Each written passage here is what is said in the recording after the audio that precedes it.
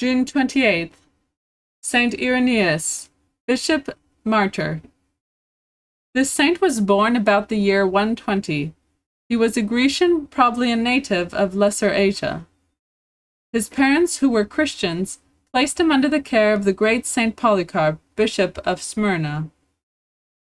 It was in so holy a school that he learned that sacred science which rendered him afterward a great ornament of the Church and the terror of her enemies.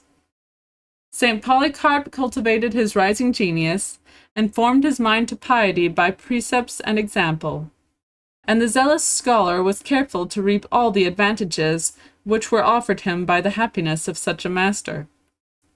Such was his veneration for his tutor's sanctity, that he observed every action, and whatever he saw in that holy man, the better to copy his example and learn his spirit.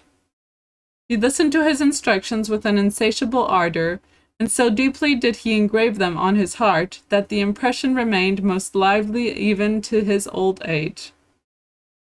In order to confute the heresies of his age, this father made himself acquainted with the most absurd conceits of their philosophers, by which means he was qualified to trace up every error to its sources and set it in its full light. Saint Polycarp sent Saint Irenaeus into Gaul in company with some priests. He was himself ordained priest of the Church of Lyons by Saint Pothinus. Saint Pothinus, having glorified God by his happy death in the year 177, our saint was chosen the second bishop of Lyons. By his preaching, he in a short time converted almost that whole country to the faith.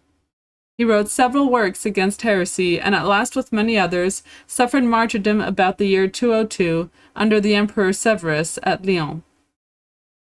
Reflection. Fathers and mothers and heads of families, spiritual and temporal, should bear in mind that inferiors will not be corrected by words alone, but that example is likewise needful.